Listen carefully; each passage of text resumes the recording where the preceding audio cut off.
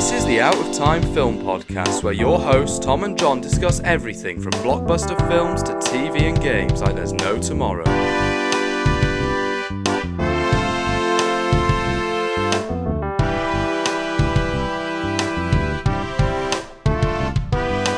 Hello and welcome to the Out of Time Film Podcast. I'm Tom. I'm John. And this week we are talking about Venom: The Last Dance. The Last Dance certainly is. That's it, John. Dance. No more That's Venom. It. No more Venom. No more Eminem. Eminem wasn't in this. But no more Eddie Brock. Honestly, this is quite sad how we reached to the end of this trilogy. This was so disappointing, as this was one of the most anticipated films this year.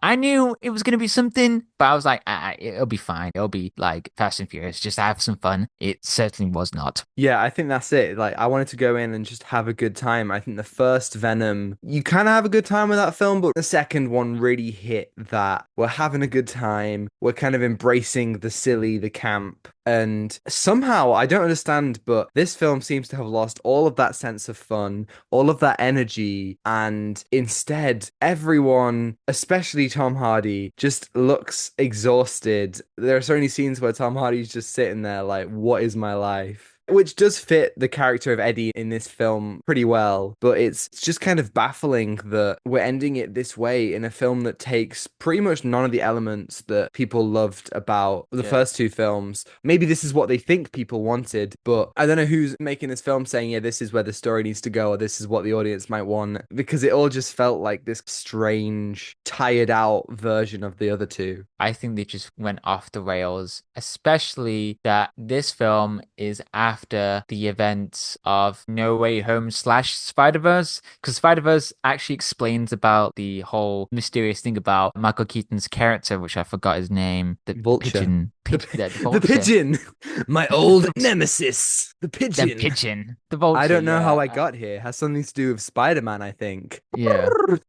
This film, it feels complicated because of the events of No Way Home and where it places Eddie. I just completely had no interest to what is going on. And I just hate how it just telling us like, oh, this is what Eddie wants. It's rough. And it didn't tell us what the movie is going to be. Is there a last dance? Technically, yes. The Dancing Queen. I remember in 2021 when Let There Be Carnage ended and everyone was going crazy about this post-credit scene where Venom gets sucked into the MCU. Some people were saying about how it's the most exciting post-credit scene of all time. And even at the time, I'm pretty sure I said this in our video, I just thought to myself, is it really that exciting? Like, what do you want? Venom to just show up and then just be like another adversary in a film that is going to be full of other characters? And it was almost like a joke on the audience that Venom wasn't actually in No Way Home and all we got was that little post-credit scene. But that post-credit scene of No Way Home is the second scene of Venom: The Last Dance, and it's really strange because it feels that the film needs to explain away what happened in that film. It feels like poor planning and misunderstandings between Marvel and Sony meant that we ended Venom: Let There Be Carnage in a certain way that we now have to pedal back. I don't think it's a spoiler to say the film literally begins with Eddie in the MCU and then comes back to his universe and is like, oh, okay, that, and we don't really ever address that again. It's just that scene from No Way Home, and then we pick up with Eddie straight after. Explained. There's this line when Venom just says, oh, I've had it with multiverses, and it just felt like another one of those things. We had it in Deadpool, you know, the kind of, oh, audiences are sick of multiverses, haha,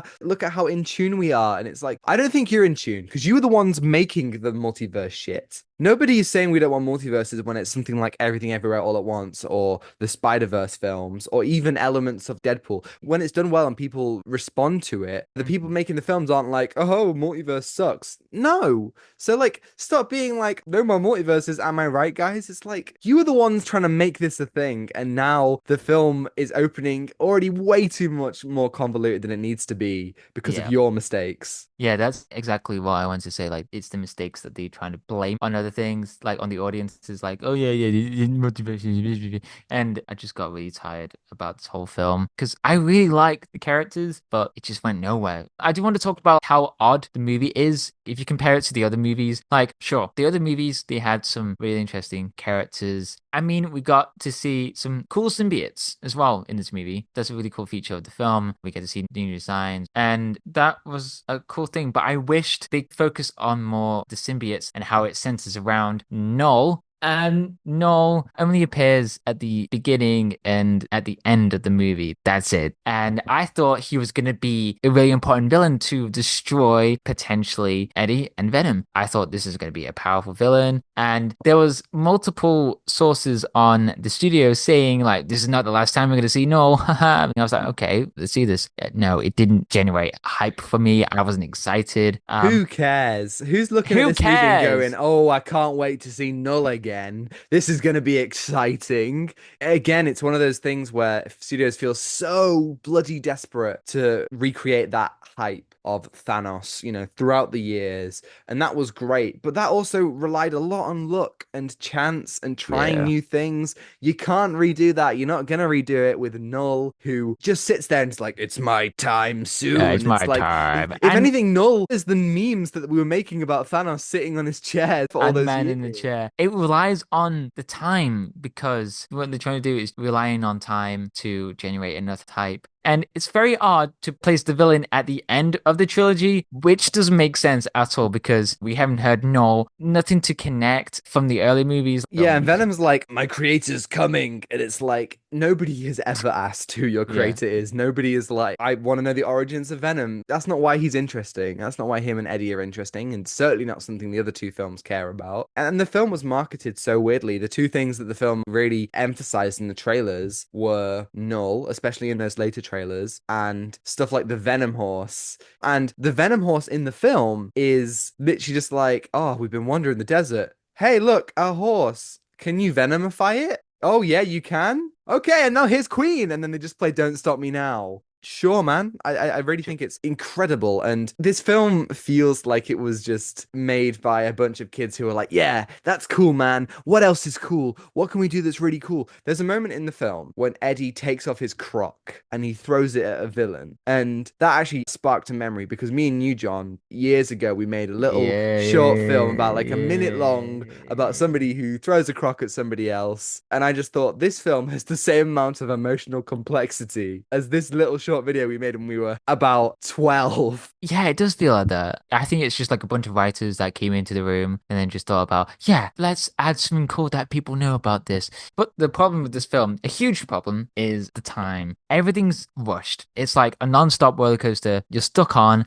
and there's no escape. There were some good scenes, one in particular that I like, but there's some bits in the movie that just decided, okay, we're here now. For example, Eddie's on a plane. There isn't really any conflict or any obstacles for the characters. They just arrive and that's it. They just find out where they are and they use the cameras or they use the alien just like, oh, there it is, and just jumps very fast. There isn't any stakes. How did he get on the plane? When did this happen? Where was the Oh God, airport? this is gonna be Like, reminding me of there's that boat thing that we talked about in Fast and Furious. How did the boat get Yeah, how on? did the car get on the boat, dude? Like it really was just like, and next No scene, context. he's on a Yeah. plane, and it's like, sorry, like so much of this film feels like it was chopped up in the edit. I think Null is a great example of that. Null was absolutely 100% added super, super late. There is just so much of this film that feels tacked on. Like they had a script and they're like, "Oh, what if this happened too? What if there was a fight scene with a plane? Or hey, what if Eddie goes to Vegas?" So much of it feels really strange and also really separate from the other two films.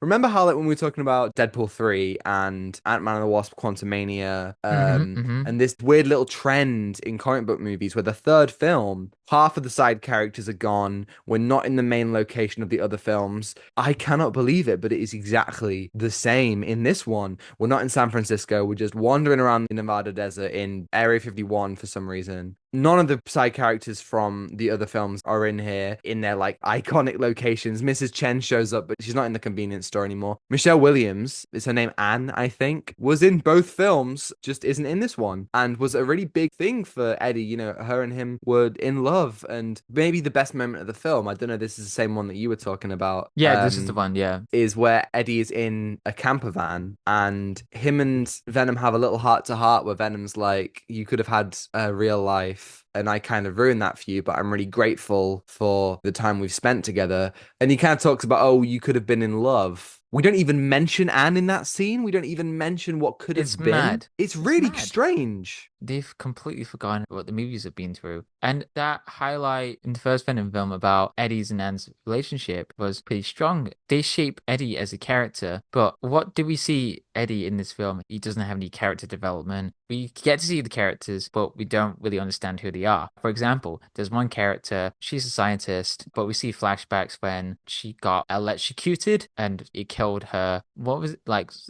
her friend or Her twin brother a specifically. twin brother. That's how he's shown. And then the story trying to purposely use that to link to a symbiote, which is very far-fetched, very out of place. We don't really learn about her as a character because we want to know about her. We want to know what she's like. But she's just a very hollow character. And that's why the film struggles. They don't have any time to reflect on the characters, to flesh out why do we want to follow these characters. It's so weird. It's a slightly different creative team, different director, different writers. Obviously, you've still got Avi Arad looming over it all. And I feel like his hands are all over this and his influence. What he wants out of these films has always been clear ever since Spider-Man 3 to please audiences and sell toys and make money. And that is not how you make a film. It's so clear this film is Yeah. trying to think about what the audience might want. That has never worked. This really should be about where the filmmakers feel is the most interesting to them and where they feel the story should go. In this one, like that scientist character, we add a bunch of different characters and they all feel like they're all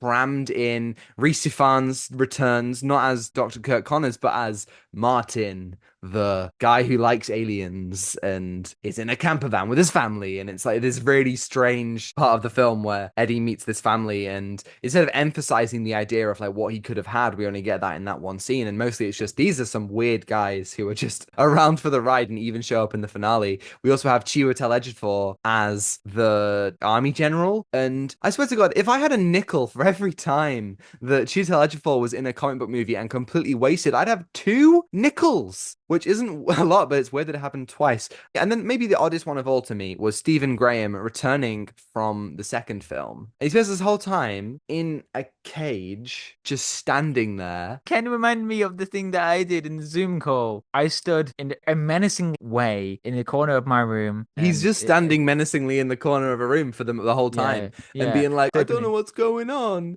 I I don't know don't know what's what's going on. happening. Am I gonna turn into a Venom? And then like he turns into this green Venom. And when he becomes Venom, that's when we get the exposition. It's so obvious that they had to redub over all of his lines and they had to have him be like, oh, we have an army of symbiotes. It's so crazy because we're adding all these characters in and none of them are developed and none of them really have any time. And the film is fairly short and the pacing is really good. Like you do not feel it at all. But also there's no time to really explore anything because it's like, let's not do anything of this interesting stuff. Let's see Venom and Mrs. Chen do a dance to ABBA. Yay, we're gonna have a little dance in a hotel room. You can dance. It's just like, It's what? like they're saying something, Tom. It's like they're saying the last dance. Oh my God. We did it. Okay, We achieved peak. we lost that chain, Tom. We lost that chain of peak. We've already recorded next week's pod, and there's a Okay, we bit did. where you say, "Oh my God, the last few weeks have been so peak. We had Rings of Power, we had Transformers 1, and I was like, we've also got Venom, and you were like, that's gonna be peak too. It wasn't peak, It John. wasn't. I want to apologize. Yeah, that is a very odd scene because we've seen her in the convenience store. It's nice to see her again, but it's just very odd to have her in Vegas out of nowhere. Again, the film doesn't contextualizes a lot of things. It just goes straight in, expecting the audience that will catch up. And it's funny because the exposition only kicks in 20 minutes into the movie. And also there was two mysterious people in this dark Oh room my God, looking at, yeah. and this was totally setting up to be like something in the future, like, yes, the mysterious people that are trying to look for things. And we don't know them. We don't know We never anything find about out them. who these two people are. Will we? Maybe not. I would not be surprised if Kraven the Hunter is the last gasp of the Spum universe. It's so clear they wanted to have their Avengers moment. And It's instead of letting Marvel use their characters freely, they were just like, no, no, we must do it. And we're going to make it terrible. And I think because the first two Venom films made money, they were tricked into thinking this is going to work. But I think Morbius, Madam Web, Venom 3, most likely Kraven the Hunter, I think we have proven that this is not really going to work, is it? The whole film is like, in terms of action, we're fighting soldiers or we're fighting big goo monster. There's never a moment where we have a villain, a bad or a good one. There are antagonistic forces, but never like a true villain. Maybe Chiwetel Ejiofor, but barely. I mean, the second film had Woody Harrelson really chewing the scenery, and Naomi Harris was there as well, who was making it just as exciting to watch these villains just scheming and being these incredibly over the top threats. That was great. It feels to me like I loved the Eternals, and the weakest part of that film for sure was the way that they utilized the deviants and Crow, the villain. It felt Yeah. like that, but instead of having this other beautiful side of the story with Icarus and his villainy, we just have nothing, and it's really crazy to me. And I think it's funny that we haven't said, oh yeah, spoilers, because I there's not really anything to spoil about this film. I guess I will say Uh, spoilers now, because the one yeah, thing there is to spoilers now, spoil yeah. is that Venom dies at the end and Eddie goes off on his own. And I don't think any of this film was truly about letting go or about Eddie being able to live his life properly, apart from Yeah. that one camper van scene. It's not tonally consistent. It just felt like, okay, we're gonna do this, we're gonna do that, we're gonna have some really cool fight scenes. Oh yeah, Venom dies at the end of the movie. Surprise! Surprise, surprise. But it's So, okay because there's now the Electric Flash symbiote who is also here, who we're never going to see again because they're not going to make another one of these because that would be yeah. insane. It's so, so sad when you see actors in a movie trying to do a genuine performance of something and they're trying to give their all, but it's just very hard. In a comic book movie, there's a bunch of CGI that's going on. Yeah, I just feel like this film has been reworked loads of times trying to figure out what's the story. But then again, it's just too many ideas into one. It's just very disappointing. I don't know what else to spoil. If we're in the spoiler zone, There is nothing to spoil. I mean, Jim! Yes, Jim! Jim! Oh my God. We God. get this moment when all the symbiotes are freed and they start latching onto people. And one that they latch onto is this random security guard who got like one line early on and he dies. And another character's like, Jim, no. And then the symbiote bonds with Jim and Jim becomes this other Venom. And it's like, do you expect me to cheer right now? Like, cheer for Jim? I did love Jim! Jim. Oh What my a God. guy. Like, What a guy. okay, there are random bits in the movie out of place. They don't Mm. make sense. Like, here's the whole gag with Eddie trying to find a pair of shoes that he can wear. Yeah. That's the entire joke, throughout the movie. He's trying to find a pair of shoes. Is there a payoff for that? Yes, I guess he does find a pair of shoes at the end of the movie. He Woohoo. steals someone's the scientist's shoes. And what's so weird as well, it's just the way how the dialogue is handled. The dialogue was just so robotic and so out of place. They just don't serve the story at all. Like, aha, you watch a bunch of space movies, General. You're too scared or something. Come on, you got to think about the subtext. Like, why are they here? What is this for? And I feel like they try to focus on Noel. They try to focus on the family. They try to focus on the science stuff and trying to focus on Eddie. It's exhausting. Everything that made the second film feel fresh and organic and lively is gone. And with the dialogue and with the actors' performances, it all just feels like nobody really wants to be there. I don't even know what, but when you see Tom Hardy's smile on his face when the film finishes, you kind of like, yeah, I think he's happy to be rid of these. He's made his bank, and now we'll go off and He do other smiles. He things. smiles at the Statue of Liberty. That's the end goal, I guess. Venom loves the Statue of Liberty. As we know, it's a key part of the character. He loves Yeah. the Oh, Statue of Liberty. yeah, of He's course, always of like, course. Eddie, I love Lady I Liberty. love, I Like, love the it's lady, that's the ladies, big the part. That's what we statue always lady, wanted. I genuinely statue think lady. that there are no hints in this film towards Venom being alive or the return of the symbiote. And I just think this is Yeah. likely to be it. We've had three Venom films. Eddie even showed up in a Spider-Man film, and we haven't had him fight Spider-Man. He hasn't even had his superhero symbol. This whole time we have just Oh, kind of he's with watched him. Morbius. Oh my God, I would pay good money. I'd pay more $1 billion for that. More billion, Um, Morbius. but we've done this whole thing, and that's it now. And Tom Hardy has said that he doesn't really interested in coming back. And it just feels like, what was the point? We got one pretty good movie out of it, but it wasn't even like a classic. It wasn't even like, oh, Let There Be Carnage was masterpiece. It was like, it was a pretty fine film. It was fun. It was enjoyable. I Yeah, just kind of yeah. feel like, oh, we did it. What was the point? And Venom: The Last Dance is now added to another in a long line of bad comic book Oh, the films movies this that we watched. year. Yeah, yeah, It's not been a man. good year for the genre. Argyle sucked. Madam Web sucked. Joker sucked. This sucked. The best that we have to offer is Deadpool. I know a lot of people love Deadpool. I thought Deadpool was fine.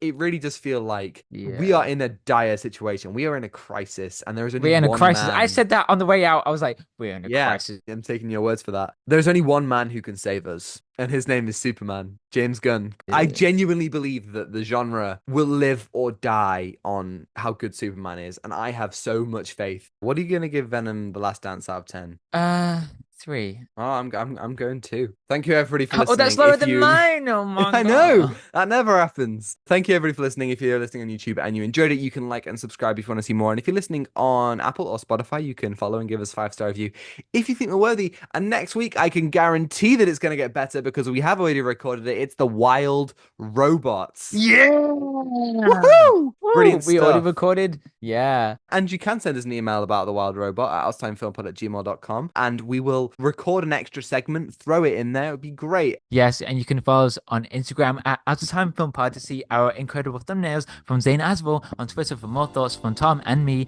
and TikTok to see edited clips, which are all also on Instagram Reels and YouTube Shorts. And you can find links there or in the description below. Thanks to Jones-Meyer for the excellent theme and Ronan Phillips for vocals as always. And I think that's everything. It's truly a roller coaster for this trilogy. And poor Jim. Port, Yeah, we mate, can't. forever in our hearts. Venom. Take what you're given. Give nothing back. Goodbye. Goodbye.